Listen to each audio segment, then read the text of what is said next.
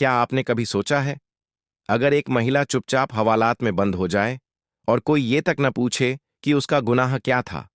अगर उसी अंधेरे कोठरी में, उसी सड़ी हुई सलाखों के पीछे एक ऐसी औरत हो जो असल में इस देश की सबसे तेज आईपीएस अफसर हो, और वो अपनी असली पहचान छुपाकर वहां इसलिए घुसी हो क्योंकि उसे सिस्टम की गंध को बाहर से नहीं, अंदर से महसूस करना है, तो क्या होगा? क्या होगा जब वही औरत भूख हड़ताल का नेतृत्व करे, वही औरत दरोगा के गिरेबान पर सवाल रखे, और वही औरत धीरे धीरे पूरे थाने की चुप्पी को एक क्रांति में बदल दे? आज की कहानी किसी इंसाफ की फाइल से नहीं निकली है। ये कहानी बनी है उन चीखों से जो दर्ज नहीं की गईं। ये कहानी है आईपीएस प्रज्ञा सिंह की, जिसने अपना नाम सीमा रख लिया ताकि उन औरतों की आवाज बन सके जिनका नाम कभी लिखा ही नहीं गया। अगर आप सोचते हैं कि एक अकेली औरत कुछ नहीं कर सकती, तो शायद ये वीडियो आपको पूरी जिंदगी के लिए कुछ नया सोचने पर मजबूर कर दे। बस एक चीज याद रखना, ये सिर्फ कहानी नहीं है, ये वो सच है जो आज भी हर हवालात की दीवारों पर गूंजता है। बस कोई सुनने वाला चाहिए। पसीने से भीगा वो दिन गर्मी का आखिरी झोंका नहीं था, लेकिन शहर की हवा में जैसे कोई बर्फ पिघलती जा रही थी। भीड़ भाड़ वाले उस चौराहे पर, जहां हर कोई एक दूसरे से बचकर निकलने की जल्दी में था, एक साधारण सी महिला अपने दुपट्टे को सिर से उतारकर गर्दन पर झटकती हुई सड़क पार कर रही थी। उसके चेहरे पर थकावट थी, कपड़े उससे भी ज्यादा थके हुए लग रहे थे। सलवार सूट पुराने फैशन का था और पांव में घिसे हुए चप्पल। पर उसकी चाल में जो ठहराव था, वह उस महिला को बाकी सबसे अलग करता था। ऑटो वालों की भीड़ से लड़ते हुए उसने एक ऑटो रोका। ड्राइवर ने ऊपर से नीचे तक उसे देखा, शायद एक गरीब या घरेलू काम वाली समझा, और भौहें चढ़ाकर बोला, कहां जाना है? पुराना थाना, उसने जवाब दिया। ड्राइवर ने पसीना पोंछते हुए सिर हिलाया और कहा, बैठो, लेकिन किराया मीटर से नहीं चलेगा। उसने बिना कोई सवाल किए ऑटो में बैठना मंजूर किया। अभी रास्ते का पहला मोड़ ही आया था कि बगल में बैठा एक दरोगा, जो छुट्टी के कपड़ों में था, आंखों ही आंखों में उसे टटोलने लगा। उसकी नजरें उसके गले की चेन से लेकर हाथों की नसों तक फिसल रही थीं। महिला ने नजरअंदाज किया, लेकिन जैसे ही दरोगा ने मुस्कुराकर कहा, ऐ बहन जी, अकेली जा रही हो क्या? वह एकदम ठिठकी। उसकी आंखों में एक सन्नाटा दौड़ गया। फिर उसने गर्दन घुमाई और उसी मुस्कुराहट के साथ कहा, अगर जवाब दूं तो क्या चुप रहोगे? दरोगा को लगा मजाक का जवाब मिल गया। वह आगे बढ़ा और बोला, जवाब नहीं, कंपनी चाहिए थी बस, रास्ता लंबा है ना। ऑटो में बैठे बाकी लोग अब तक अपनी अपनी दुनिया में थे, पर इस बार महिला ने कोई जवाब नहीं दिया। उसने बस अपनी हथेली उठाई और एक तमाचा दरोगा के गाल पर बजा दिया। ऑटो रुक गया। दरोगा चौंक गया। उसकी आंखें पसीने से नहीं, अपमान से डबडबा गई थीं। तेरी इतनी हिम्मत? वो चीखा। बात करने की तमीज नहीं है तो थप्पड़ ही समझाएगा, महिला ने ठंडे स्वर में कहा। ऑटो के बाकी लोग अब धीरे धीरे उतरने लगे। दरोगा ने जेब से फोन निकाला और किसी को कॉल लगाया। तुरंत 2 जवान भेजो, एक औरत ने पुलिस पर हाथ उठाया है। हां। पुराना थाना। हां, पकड़ो इसे। महिला के चेहरे पर कोई डर नहीं था, लेकिन आंखों में एक तड़प थी, मानो वह जानती थी कि अगला दृश्य क्या होने वाला है। 15 मिनट बाद जीप आई। 2 सिपाही उतरे और बिना कोई सवाल पूछे महिला को पकड़ लिया। इसे थाने ले चलो, देखेंगे क्या किया है इसने। क्या किया है मैंने? तू सवाल नहीं पूछेगी, थाने चल। दरोगा के चेहरे पर बदला चमक रहा था और महिला की आंखों में एक रहस्यमयी शांति। थाने पहुंचते ही महिला से उसका नाम पूछा गया। सीमा, उसने जवाब दिया।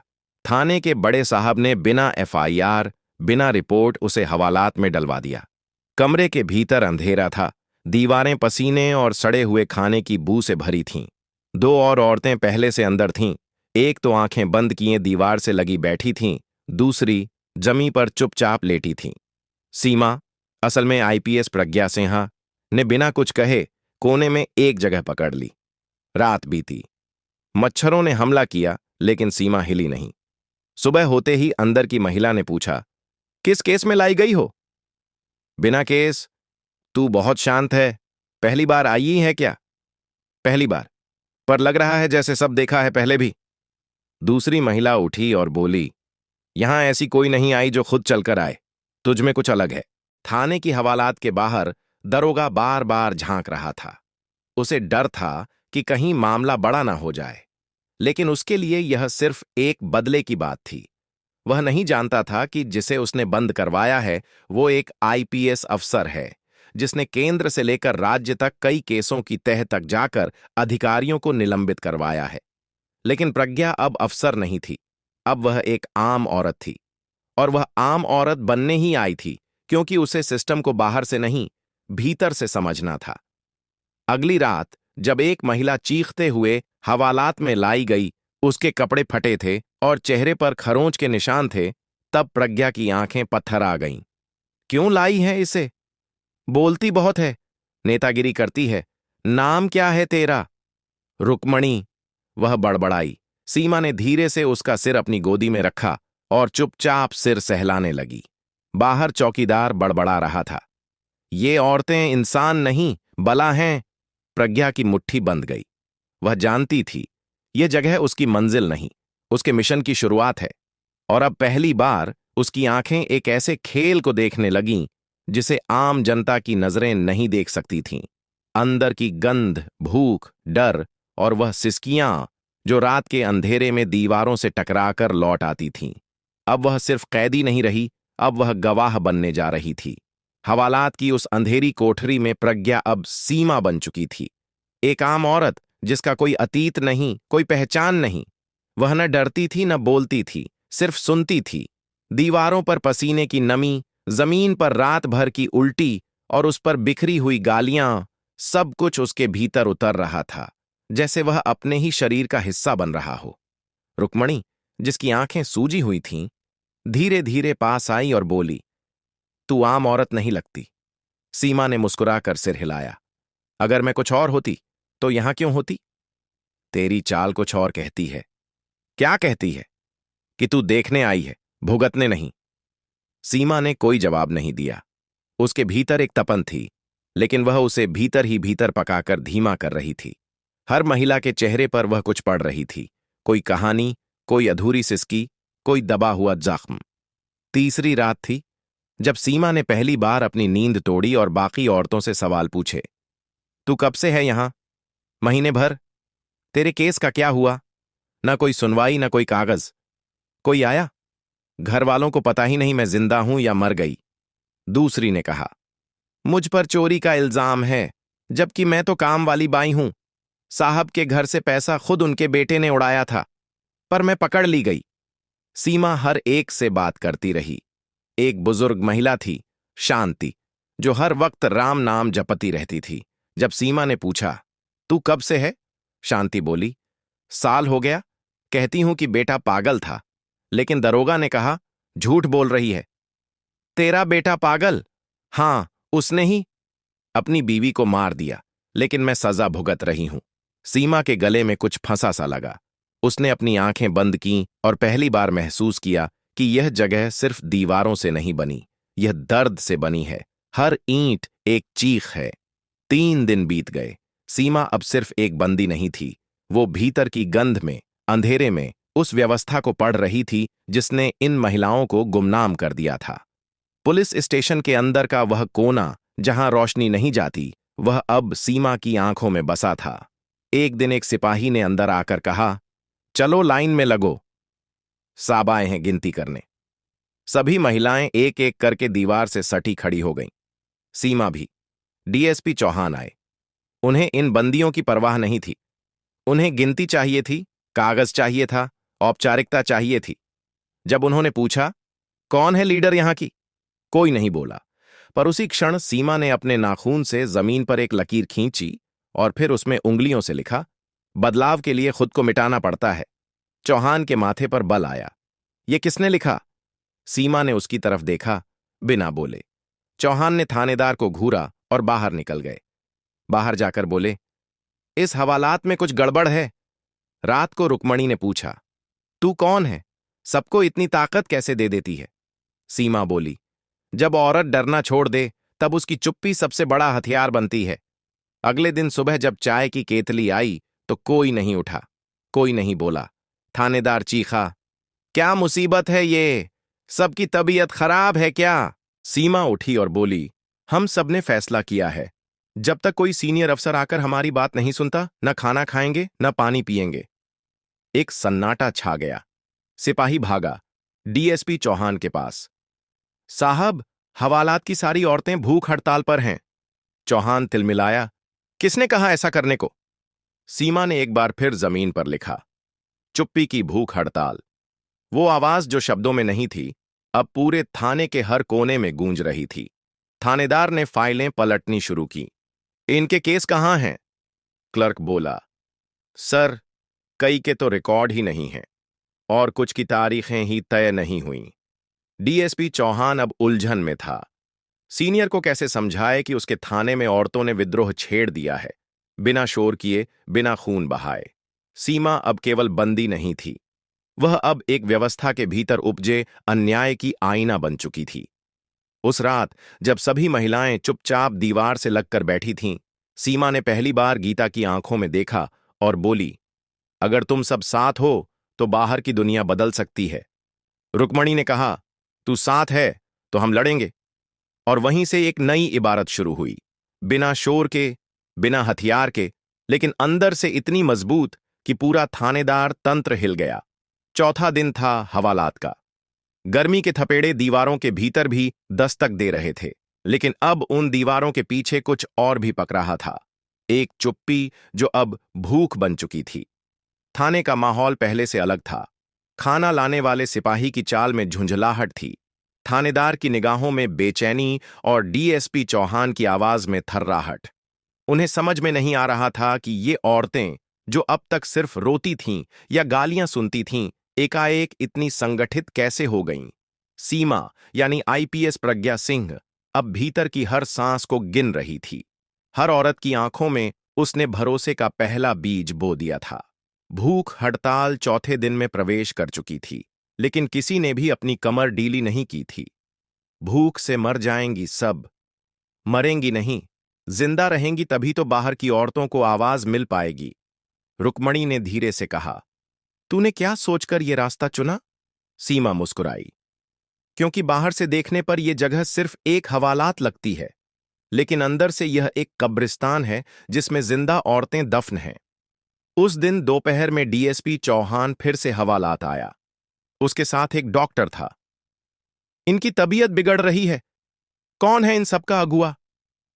कोई नहीं बोला, सिर्फ दीवारों पर नजरें टिक गईं। सीमा ने अपना हाथ उठाया, कुछ नहीं कहा। चौहान ने उसे घूरा, क्या मांग है तुम्हारी? सीमा ने बोला, इंसाफ। इंसाफ? हर उस औरत के लिए जो बिना केस के सड़ रही है, हर उस लड़की के लिए जिसे उठा लिया गया और फिर छोड़ना भूल गए। कोई केस दोबारा खुलवाइए, कोई सुनवाई करवाइए, नहीं तो हम भूख से ही मरेंगे, लेकिन अब चुप नहीं रहेंगे। चौहान बाहर गया, फोन मिलाया और पहली बार उसकी आवाज में डर था। सर, यह कोई आम मामला नहीं है, यह कुछ और है। उसी रात महिला सिपाही मंजरी को एक चिट्ठी मिली। लिफाफा सादा था, लेकिन उस पर लिखा एक शब्द उसे अतीत में ले गया। अस्तित्व था जो आईपीएस प्रज्ञा सिंह अपनी ट्रेनिंग के समय किसी मिशन पर जाते वक्त सिग्नल के तौर पर प्रयोग करती थी। मंजरी की आंखें फटी रह गईं। उसने फाइलें पलटीं, पिछले साल प्रज्ञा सिंह की तस्वीर देखी और फिर हवालात में बंद सीमा को गौर से देखा। यह वही है, मंजरी ने खुद से कहा। सुबह होते ही वह सीमा से मिली और धीरे से कान में कहा, मैडम। सीमा ने आंखें बंद कर लीं, फिर होंठों से फुसफुसाकर कहा, अब पहचान गई तो काम शुरू कीजिए। मंजरी ने उसी दिन चुपचाप गुप्त कैमरे थाना परिसर के कुछ हिस्सों में लगवा दिए, हवालात, पूछताछ कक्ष और सीढ़ियों की गैलरी में। उसके बाद वही मंजरी हर शाम चाय लेकर आती, लेकिन उसके थर्मस में अब कैमरा छुपा होता। वही कैमरा रिकॉर्ड करता औरतों की कहानियां, उनके बयान और दरोगा यादव की गालियां। पांचवें दिन रात को दरोगा यादव फिर से एक नई लड़की को उठा लाया। उसका चेहरा सूझा हुआ था, बाल अस्त व्यस्त, आंखों में डर ठहरा हुआ। जैसे ही उसने हवालात का दरवाजा खोला और लड़की को धकेला, सीमा आगे आई और पूछा, इसका क्या केस है? तेरा बाप बताएगा केस, हट साइड में। सीमा फिर से चुप रही। तभी गीता, जो अब तक सबसे चुप और डरपोक बंदी मानी जाती थी, उठ खड़ी हुई और यादव का हाथ पकड़ लिया। छूना मत इसे। अगर दोबारा किसी लड़की को यूं लाए ना तो हाथ तोड़ दूंगी। यादव हक्का बक्का रह गया। क्या कहा? इनके लिए अब हम जान भी दे सकते हैं। गीता की आवाज में अब डर नहीं था, आग थी। थाने में एक सन्नाटा फैल गया। यादव ने गीता को घूरा और कहा, तू बहुत उछलने लगी है, अब तुझे भी सबक सिखाना पड़ेगा। लेकिन इस बार बाकी बंदियों ने मिलकर गीता के सामने खड़े हो गए। हम सब एक हैं, आज से कोई अकेली नहीं है। सीमा ने भीतर से अपनी मुट्ठी बांधी। अब बात अकेली चुप्पी की नहीं रही, अब यह विद्रोह था। और यह विद्रोह बिना नारे, बिना पत्थर, बिना तलवार चलाए सिर्फ चुप्पी से उठ खड़ा हुआ था। मंजरी ने उस रात की सारी रिकॉर्डिंग सुरक्षित की।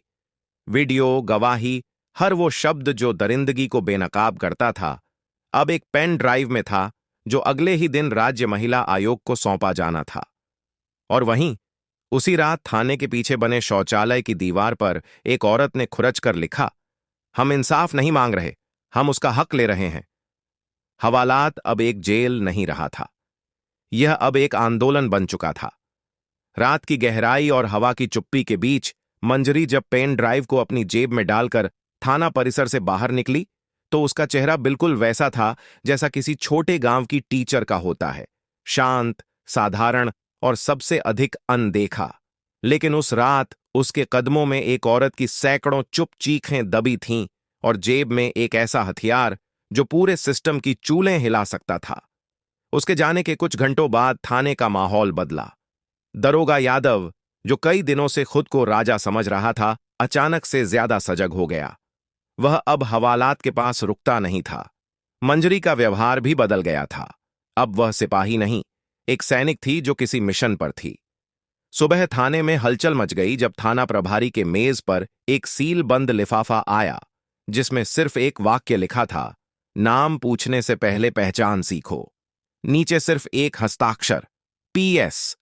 थाना प्रभारी ने चौंक कर पूछा, कौन है ये पीएस? डीएसपी चौहान को अचानक कुछ याद आया। उन्होंने फौरन फाइलें पलटी और पुलिस अकादमी की मेरिट लिस्ट खंगाली। Pragya Singh, IPS, gold medalist, posting महिला सुरक्षा विशेष शाखा। एक कंपकंपी पूरे कमरे में दौड़ गई। मंजरी को बुलाया गया। क्या तू जानती है इस प्रज्ञा सिंह को? मंजरी ने कोई उत्तर नहीं दिया, बस एक कोना देखा। क्या वही लड़की, वही सीमा? अब तक जो डर सिर्फ फुसफुसाहट में था, वह पहली बार जोर से बोला गया। अंदर हवालात में उस वक्त एक अजीब सी खामोशी थी। बंदियों को पता नहीं था कि बाहर क्या हो रहा है, लेकिन गीता, रुक्मणी और बाकी महिलाएं अब सीमा के एक इशारे पर समझ जाती थीं कि कब बोलना है और कब चुप रहना है। उसी शाम एक दरोगा हवालात के पास आया और बोला, सीमा, बाहर चलो, बड़े साहब बुला रहे हैं। सीमा ने कोई प्रतिक्रिया नहीं दी। गीता ने पूछा, क्यों ले जा रहे हैं आपको? सीमा ने मुस्कुराकर कहा, अब पर्दा गिराने का वक्त आ गया है। थाना प्रभारी, डीएसपी चौहान और मंजरी कमरे में बैठे थे। जैसे ही सीमा अंदर आई, सब उठ खड़े हुए। आईपीएस मैडम, मंजरी ने कहा। सीमा ने हाथ उठाकर उन्हें बैठने का इशारा किया। मैंने अपनी पहचान जानबूझकर छुपाई थी। ये सब जो आपने देखा, वो सिर्फ बर्फ का ऊपरी हिस्सा है, नीचे की सड़न इससे भी गहरी है, चौहान ने हकलाते हुए कहा। मैडम, अगर आपने पहले ही बता दिया होता तो, सीमा ने बीच में टोकते हुए कहा, तो आप वो सब नहीं देखते जो आपने देखा। उस रात हवालात के हर कोने में कैमरे लगाए गए, अब छुपकर नहीं, खुलकर। वही औरतें जो अब तक नजरें झुकाकर रहती थीं, अब अपने चेहरे पर कैमरा देखकर मुस्कुरा रही थीं। उन्हें अब मालूम था, अब उनकी बात सिर्फ दीवारें नहीं सुनेंगी। अगली सुबह यादव दरोगा फिर से एक लड़की को थाना ले आया, पुरानी आदत में। लेकिन जैसे ही वह हवालात की तरफ बढ़ा, गीता ने आगे बढ़कर उसका रास्ता रोका। आज नहीं। हट बे, तेरे बाप का थाना है क्या? नहीं, अब यह अफसर प्रज्ञा सिंह का थाना है। यादव ठिठक गया। कौन प्रज्ञा सिंह? सीमा दरवाजे के पीछे से निकली और बोली, मैं। पूरा थाना स्तब्ध रह गया। जो महिला चप्पलों में, घिसे हुए कपड़ों में, बिना आवाज के आई थी, आज वही पूरे तंत्र का चेहरा बदलने आई थी।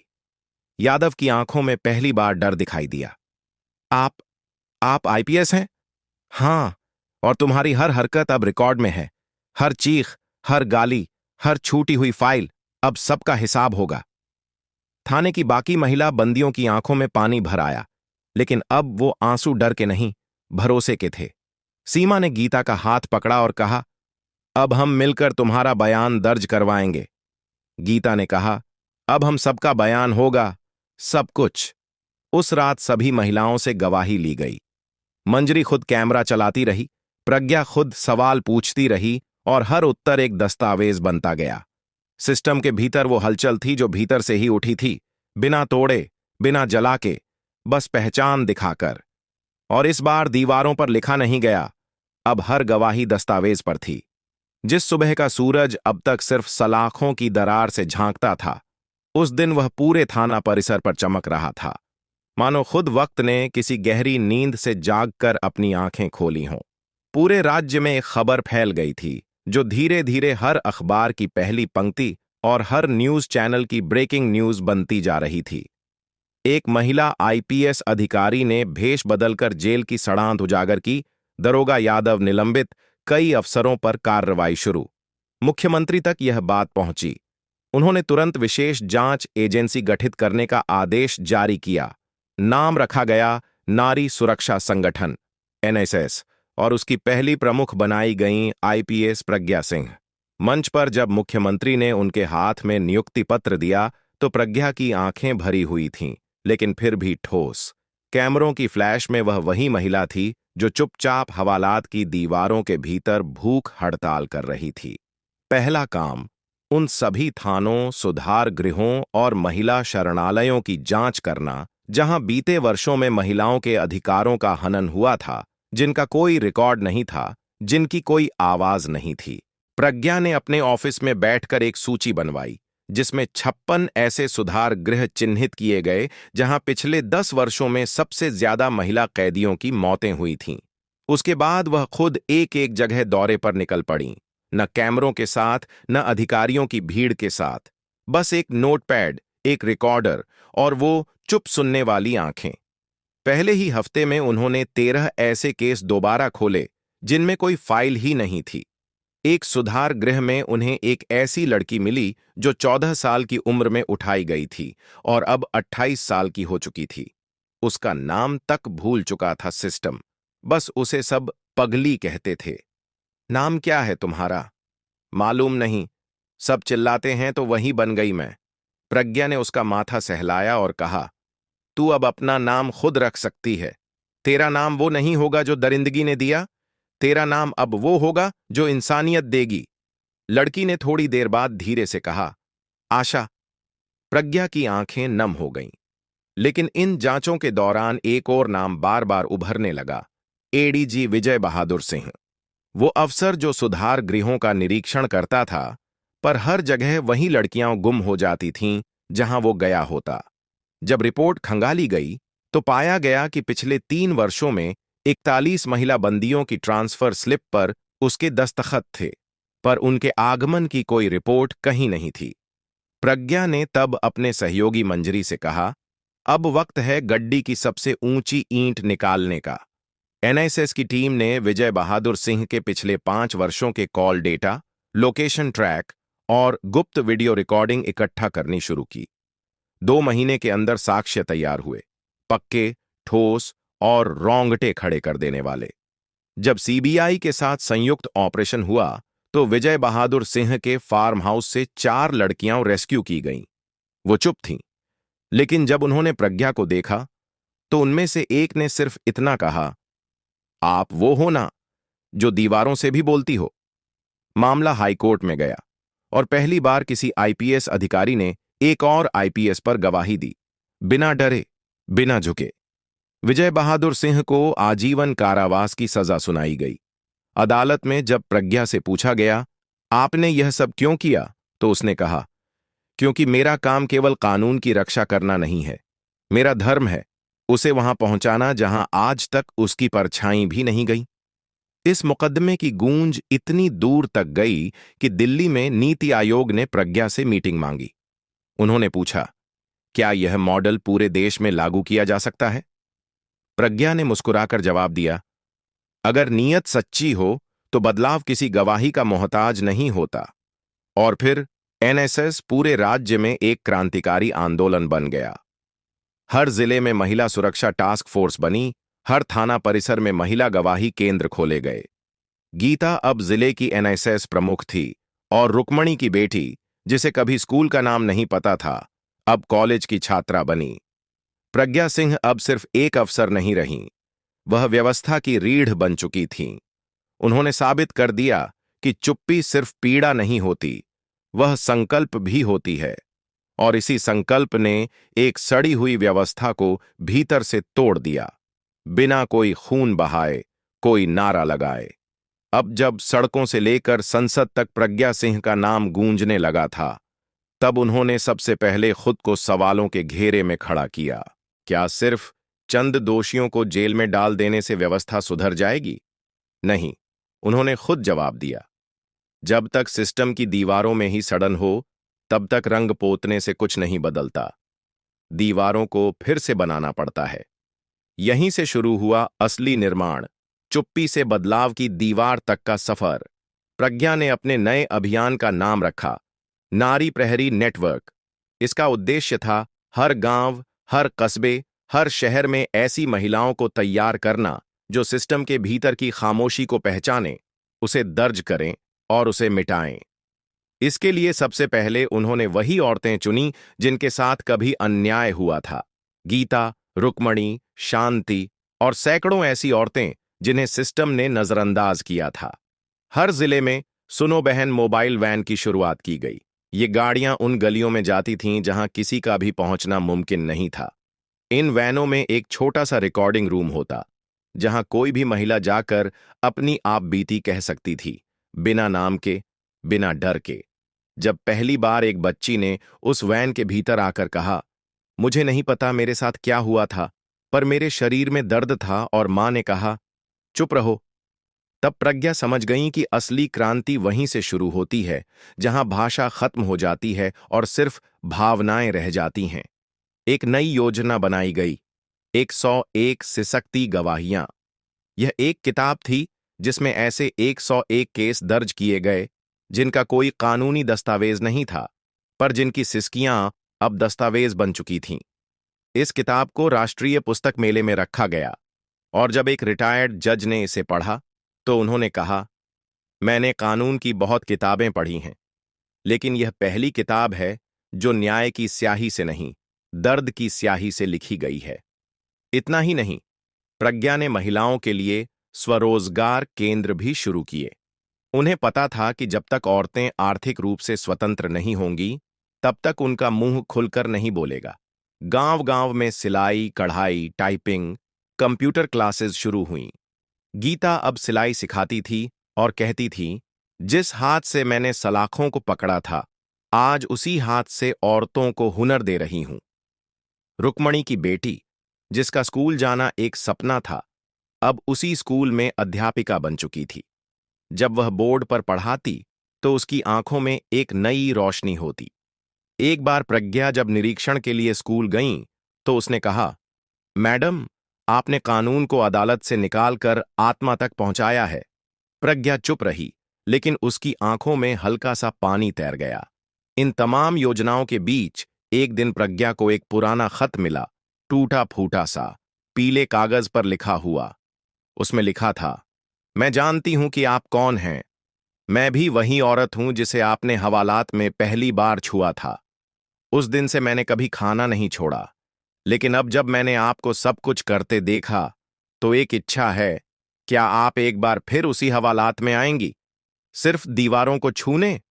प्रज्ञा ने कोई सुरक्षा नहीं मांगी, कोई कैमरा नहीं बुलाया, सिर्फ अकेले उसी सुधार गृह पहुंची जहां से सब कुछ शुरू हुआ था। दीवारें अब भी वैसी ही थीं, गंध अब भी वैसी थी, लेकिन फर्क यह था कि अब वहां कोई डर नहीं था, वहां उम्मीद थी।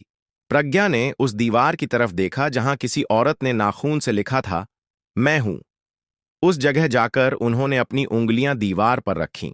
न कुछ कहा, न कुछ लिखा, बस चुपचाप खड़ी रहीं, क्योंकि अब चुप्पी सिर्फ पीड़ा नहीं, बदलाव की सांस बन चुकी थी। और जब वो दीवार बोली, तो वो बोली नहीं, उसने सिर्फ महसूस कराया कि कोई था जो उसे सुनता था। अब यह सिर्फ एक आंदोलन नहीं रह गया था, यह एक इतिहास बन चुका था, जो जिंदा औरतों की आवाजों से लिखा गया था, न कि किसी मंत्री की कलम से। कुछ बदलाव नियमों से आते हैं, लेकिन कुछ बदलाव चुप्पी की धड़कन से उभरते हैं। और प्रज्ञा सिंह की कहानी उन्हीं धड़कनों का एक जीवित दस्तावेज बन गई थी। राज्य शिक्षा बोर्ड की विशेष बैठक में प्रस्ताव पास हुआ। राज्य के स्कूलों की सामाजिक विज्ञान की पुस्तकों में आधुनिक महिला अधिकार आंदोलन के हिस्से के रूप में आईपीएस प्रज्ञा सिंह के सीमा अभियान को शामिल किया जाए। अब किताबों में बच्चों को सिर्फ स्वतंत्रता संग्राम की कहानियां नहीं पढ़ाई जाती थीं, बल्कि यह भी बताया जाता था कि आज भी आजादी की लड़ाइयां लड़ी जा रही हैं, चुप्पियों के खिलाफ, व्यवस्था की गूंगी दरारों के खिलाफ, और उन दीवारों के खिलाफ जो सिर्फ आदमियों की आवाजों से बनी थीं। पाठ्यपुस्तकों के पहले पन्ने पर एक पंक्ति छपी, जिस औरत को व्यवस्था ने कैदी समझा, उसने उस व्यवस्था को आईना दिखा दिया। दिल्ली में एक राष्ट्रीय महिला सम्मेलन हुआ, जहां देश भर की एनजीओ, महिला आयोगों और अफसरों की भीड़ थी।